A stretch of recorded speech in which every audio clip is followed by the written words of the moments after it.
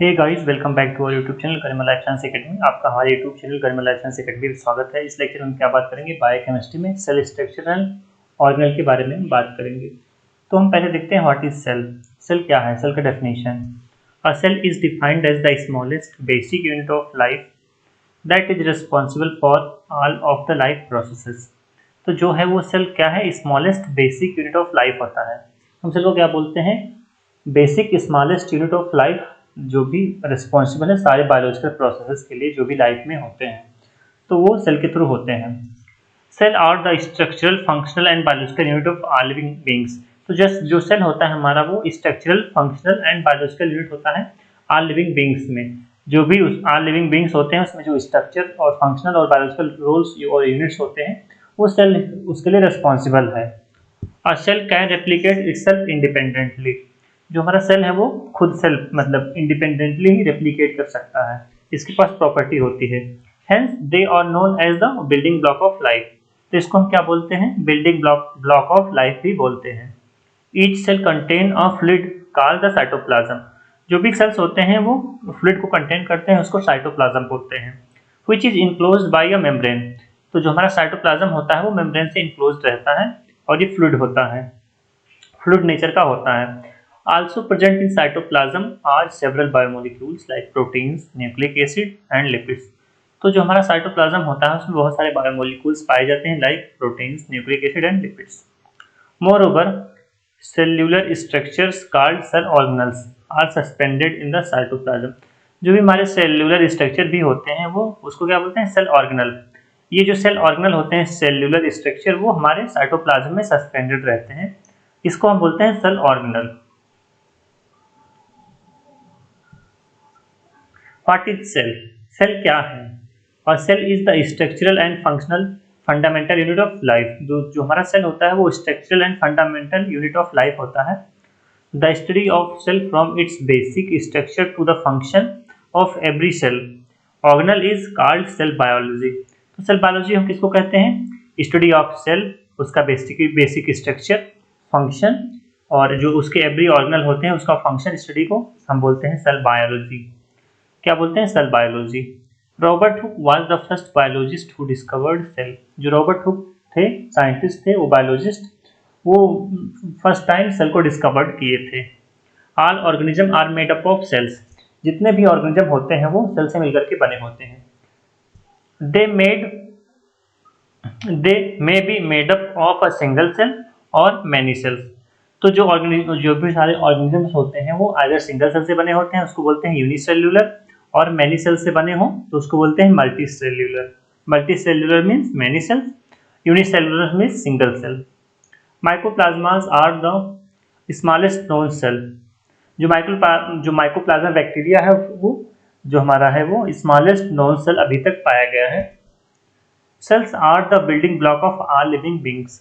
तो जो सेल्स होते हैं उसको बोलते हैं building block of all living beings. जितने भी लिविंग बींग इस अर्थ पे हैं, सेल उसका बिल्डिंग ब्लॉक कहा जाता है।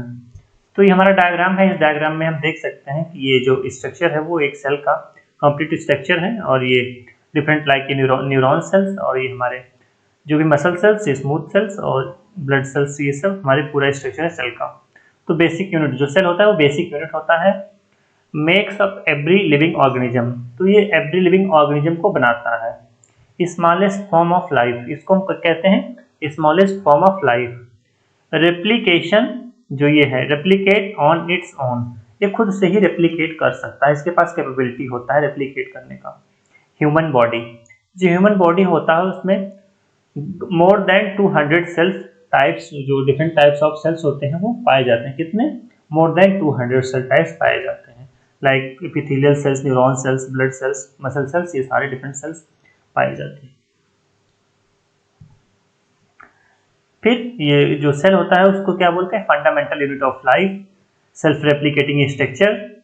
The first cell was discovered and named by Robert Hooke in 1665 from slice of cork. जो फर्स्ट सेल को ऑब्जर्व किया था रॉबर्ट हुक ने 1665 में स्लाइस ऑफ कॉर्क पे उसको देखा था। Some organism consist of a unicellular organism, other are multicellular. जो भी कुछ ऑर्गेनिज्म तो होते हैं वो सिंगल सेल से बने होते हैं और बहुत अदर्स जो होते हैं वो मल्टी मतलब बहुत सारे सेल से मिलकर बने होते हैं। जो सेल का डायमीटर होता है वो 2 to 120 माइक्रोमीटर देखा गया है। जो डायमीटर होता है वो 2 से 120 माइक्रोमीटर तक देखा गया है डिफरेंट सेल जो होते हैं। फिर अब देखते हैं characteristics of the cell. Cell के जो कैरेक्टरिस्टिक्स क्या हैं, कौन कौन से कैरेक्टरिस्टिक्स हैं सेल्स के हमारे। Following are the various essential characteristics of cells. Cell provide structure and support to the body of organism. जो सेल होता है स्ट्रक्चर और सपोर्ट प्रोवाइड करता है बॉडी, जो भी ऑर्गेनिज्म का बॉडी होता है उसको स्ट्रक्चर सपोर्ट प्रोवाइड करता है। Cell interior is organized into different individual organelles surrounded by a separate membrane. तो जो सेल का मतलब इंटीरियर पार्ट होता है वो डिफरेंट इंडिविजुअल ऑर्गेनल से मिलकर के बना होता है जिसका अपना खुद का सेपरेट मेम्ब्रेन होता है। Every cell has one nucleus and membrane bound organelle in cytoplasm. जो भी प्रत्येक सेल होते हैं उनके पास एक न्यूक्लियस जरूर होगा, न्यूक्लियस होता है और मेम्ब्रेन बाउंड ऑर्गेनल्स होते हैं साइटोप्लाज्म में पाए जाते हैं। Needs nutrition and oxygen. जो सेल होता है सेल को न्यूट्रिशन और ऑक्सीजन का रिक्वायरमेंट होता है। Produce its own energy essential for its growth, repair work and other activities. तो जो हमारा सेल है वो खुद की एनर्जी जो मतलब एनर्जी को प्रोड्यूस करता है और वो एनर्जी किसके लिए रिस्पॉन्सिबल होता है, ग्रोथ, रिपेयर के लिए और अदर एक्टिविटीज के लिए रिस्पॉन्सिबल होता है। जो सेल्स होती हैं वो remove CO2 and other metabolic waste. जो हमारी बॉडी में CO2 और अदर मेटाबॉलिक वेस्ट बनते हैं वो सेल उसको रिमूव भी करता है। कीप द मीडियम को बनाता है, हाँ किस लिए, the environment for its survival cells. जो सेल के सर्वाइवल के लिए और उसका एनवायरनमेंट है वो सेल उसको प्रोवाइड कराता है, लाइक एक मीडियम की तरह काम करता है। shows instant response to the entry of introducers like bacteria और poisonous substances into body। जब भी हमारे बॉडी में कोई बैक्टीरिया या वायरस या पॉइजनस सबस्टांसेस बॉडी में इंटर करते हैं तो उसके लिए वो इंस्टेंट रिस्पॉन्स करता है, लाइक वो उसको समझता है कि फॉरेन है और उनको बाहर निकालता है, उनको इंगल्फ कर देता है और फेगोसाइटोसिस कर देता है। Reproduces by division. जो सेल होता है बहुत सारे सेल्स वो डिवीजन के थ्रू रिप्रोड्यूस होते हैं। There are some exceptions like neurons which do not reproduce. तो कुछ एक्सेप्शंस भी हैं, जैसे न्यूरॉन, जो न्यूरॉन होते हैं बॉडी में वो रिप्रोड्यूस नहीं करते हैं, मींस न्यूरॉन दोबारा रिप्रोड्यूस नहीं करते, डिवाइड नहीं करते। All the living things are made up of cells. जितने भी लिविंग थिंग्स हैं वो सेल से मिलकर बने होते हैं। The human body is made up of about 75 trillion cells. जो ह्यूमन बॉडी है वो जो पूरा कंप्लीट बॉडी बना होता है वो 75 ट्रिलियन सेल्स, मींस बहुत सारे सेल्स, ट्रिलियन में, मिलियन, ट्रिलियन में ये जो 75 ट्रिलियन सेल्स हैं वो बॉडी को बनाते हैं। The tiniest living system that exist. जो ये होता है लिविंग सिस्टम में सबसे छोटा टाइनिस्ट पार्ट होता है बॉडी का, लिविंग ऑर्गेनिज्म के बॉडी का जो सेल होता है बहुत छोटा। Body cells can be categorised into about 300 types. जो बॉडी में सेल्स होती हैं 300 टाइप्स उसको हम कैटेगराइज कर सकते हैं। कुछ एग्जांपल हैं जैसे neuron, epithelial cell, muscle cells and RBC, red blood cells. ये कुछ एग्जांपल्स हैं। Each type of cell has a special structure for carrying out particular function. तो जो हर सेल है उसका कुछ ना कुछ फंक्शन होता है, लाइक वो डिफरेंट टाइप्स ऑफ सेल्स होते हैं जो कि कुछ ना कुछ फंक्शन परफॉर्म करते हैं। Although these cells differ in size, shape and function, they display numerous structural and practical resemblance.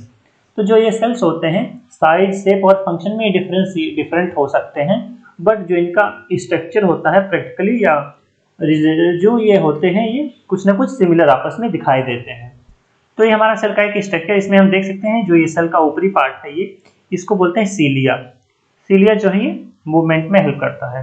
ये लाइसोसोम जो ये है ये हमारा राउंड है, ये लाइसोसोम्स हैं। और इधर ये सेंट्रियोल, ये है हमारे माइटोकॉन्ड्रिया, ये माइक्रोट्यूब्यूल्स। इधर ये जो दिख रहा है स्टैक्स, ये इस तरह के, उसको बोलते हैं गाल्जी ऑपरेटस। और इधर ये जो हमारा है ये स्मूथ एंडोप्लाज्मिक रेटिकुलम है। इधर ये न्यूक्लियस है, न्यूक्लियर का ये न्यूक्लियर मेम्ब्रेन है। और ये हमारे एंडोप्लाज्मिक रेटिकुलम पे जो ये स्मॉल ये हमारे डॉट हैं उसको बोलते हैं राइबोसोम्स। और जो न्यूक्लियस में ये हमारे कंडेंस्ड ये क्रोमैटिन्स होते हैं, कंडेंस्ड फॉर्म में क्रोमोसोम्स होते हैं उसको बोलते हैं क्रोमैटिन। और न्यूक्लियस में ही अंदर उसका एक पार्ट होता है उसको बोलते हैं न्यूक्लियोलस। और ये कंप्लीट जो ये फ्लूइड है उसको बोलते हैं साइटोप्लाज्म। साइटोप्लाज्म के ऊपर ये लेयर पाई जाती हैं उसको बोलते हैं सेल मेम्ब्रेन। और इधर ये हमारा माइटोकॉन्ड्रिया है, माइटोकॉन्ड्रिया के बगल में हमारा रफ एंडोप्लाज्मिक रेटिकुलम है, न्यूक्लियस से ही सराउंडेड है और इस पे राइबोसोम्स ये हमारे जो है ये डॉट डॉट में उसके ऊपर पाए जाते हैं, उसको बोलते हैं रफ एंडोप्लाज्मिक रेटिकुलम। तो ये हमारा रहा ओवरऑल सेल का प्रॉपर्टी और सेल का स्ट्रक्चर। ये डायग्राम हमारा और है, इसमें और अच्छे से क्लियर विजुअलाइजेशन है, बहुत ही अच्छा है। इसमें सब कुछ सारे जितने भी ऑर्गेनल है सब अलग अलग सेपरेट दिख रहे हैं क्लियरली। फर्स्ट जो हमारा है ये न्यूक्लियस है, सेल का न्यूक्लियस है, ये काफ़ी बड़ा है। उसके बाद हमारे न्यूक्लियस के किनारे किनारे जो है हमारे एंडोप्लाज्मिक रेटिकुलम है, ये आपस में जो इससे सटे हुए हैं, लगे हुए हैं, इसको बोलते हैं एंडोप्लाज्मिक रेटिकुलम। और इस पे जो हमारे डॉट डॉट पाए जा रहे हैं उसको बोलते हैं डॉट डॉट फॉर्म में राइबोसोम्स। राइबोसोम्स के ये बगल में जो ये इस फॉर्म में बने हुए हैं, ये परत लेयर बाय लेयर ये आपस में बने हुए हैं, इसको बोलते हैं गोल्जी अपरेटस या गोल्जी बॉडी। बीच का जो कंप्लीट ये फ्लूइड है उसको बोलते हैं साइटोसोल। ये हमारा क्या है, ये जो फ्लूइड है इसको बोलते हैं, जो येलो कलर का है, येलोइश कलर का है, इसको बोलते हैं साइटोसोल। और ये हमारा जो है ये राउंड कलर का राउंड है ऑटोफेगोसोम्स। मीन्स ये हमारे जो फेगोसोम्स लाइसोसोम्स ये आपस में मिलकर के बनाते हैं ऑटोफेगोसोम्स। और जो हमारा ये है ये इस शेप का है, पेन शेप का, उसको बोलते हैं साइटोस्केलेटन। ये बॉडी के स्ट्रक्चर में मतलब स्ट्रक्चर को बनाता है साइटोस्केलेटन। ये आपस में जो हमारे साइटोसोल है, साइटोप्लाज्म, उसके ऊपर का जो लेयर है उसको बोलते हैं सेल मेम्ब्रेन, ये ऊपर की लेयर। ये जो हमारे ये है इसको लाइसोसोम है, ये पैराक्सीसोम है जो हमारे डिग्रेड करते हैं H2O2 को, पैराक्सीसोम। लाइसोसोम जो होते हैं वेस्ट को डिग्रेड करते हैं, इसके व्यंजक का काम करते हैं। और ये एंडोसोम्स है। और इधर ये हमारा माइटोकॉन्ड्रिया दिख रहा है, ये इसमें और इसके जो finger like projections cristae like structure है। और ये एक और राउंड स्ट्रक्चर, इसको बोलते हैं सेंट्रोसोम। क्या है, सेंट्रोसोम। तो ये हमारे डिफरेंट टाइप्स के ऑर्गेनल्स हैं जो ये क्लियरली इसमें काफ़ी अच्छे से विजुअलाइज हो सकते हैं। आप इसको अच्छे से देख सकते हैं कि एक ऑर्गेनल कितने अच्छे से सेपरेट दिख रहे हैं clearly, like mitochondria, cell nucleus, mitochondria हो गया, peroxisome, lysosome, cytosol, Golgi apparatus और ये डॉट डॉट राइबोसोम्स, ये सारे क्लियर दिख रहे हैं। फिर हमारा ये एक और स्ट्रक्चर है जिसमें सारे ऑर्गेनल्स और उसके फंक्शन मीन्स विथ ऑर्गेनल और उसका फंक्शन इसमें काफ़ी अच्छे से एक्सप्लेन किया गया, तो इसको हम देखते हैं। तो जो न्यूक्लियस है ये हमारा कंप्लीट ये न्यूक्लियस, इसमें क्या है, सेल्स कंट्रोल सेंटर। जो हमारा न्यूक्लियस है वो क्या करता है, सेल कंट्रोल सेंटर होता है, मीन्स पूरे सेल को ही कंट्रोल करता है न्यूक्लियस। फिर उसमें क्या है, न्यूक्लियस में डीएनए पाया जाता है। DNA contains coded information that passes on every single inherited characteristics. जो डीएनए होता है वो एक जनरेशन से दूसरे जनरेशन में पास होता है, न्यूक्लियस में ये पाया जाता है। फिर उसके बाद क्या है, न्यूक्लियस के ऊपर ही endoplasmic reticulum. Endoplasmic reticulum two types के होते हैं, एक है smooth and rough tubules that move and store materials made by the cells. जो भी सेल्स होते हैं वो जो बनाती हैं वो इसको स्टोर करते हैं। और जो स्मूथ है और ये हमारा फैट के मेटाबॉलिज्म में, और जो रफ है वो क्या करता है, प्रोटीन के सिंथेसिस में राइबोसोम्स ये सब हैं उसके लिए रिस्पॉन्सिबल होता है। फिर ये हमारा जो ये अंडे का तरह गोला गोला है, इसको बोलते हैं लाइसोसोम्स। ये क्या करता है, where digestion of cell nutrient takes place. तो ये क्या करता है, जो भी न्यूट्रिएंट्स वेस्ट होते हैं उसको ये डाइजेस्ट करता है। फिर हो गया साइटोप्लाज्म में जो फ्लूइड है, फ्लूइड पूरा ये इसको बोलते हैं साइटोप्लाज्म। इसको क्या बोलते हैं, jelly like fluid between cell membrane and the nucleus. तो जो ये सेल का मेम्ब्रेन है बाहर का और न्यूक्लियस के बीच में जो हमारा ये है इसको बोलते हैं जेली लाइक स्ट्रक्चर, उसको बोलते हैं cytoplasm. This is where all the organelles like little organ are found. जो साइटोप्लाज्म है उसमें सारे ऑर्गेनल्स और लिटिल ऑर्गन्स पाए जाते हैं पूरा। फिर हमारे पास क्या है, सेल मेम्ब्रेन। ये जो ये ऊपर का ये हमारा लेयर दिख रही है, ये क्या है, इसको बोलते हैं सेल मेम्ब्रेन।